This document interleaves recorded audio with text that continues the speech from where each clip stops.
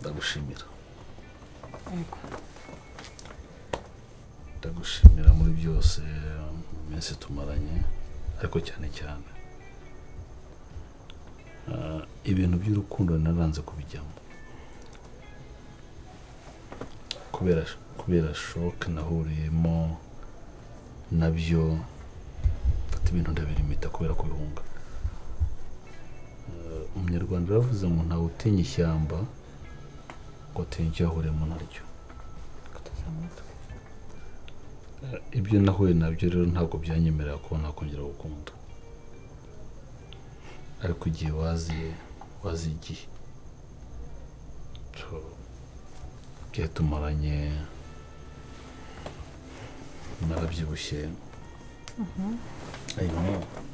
uraje birate ngomba kwirataho kuko mfite uwo nirataho,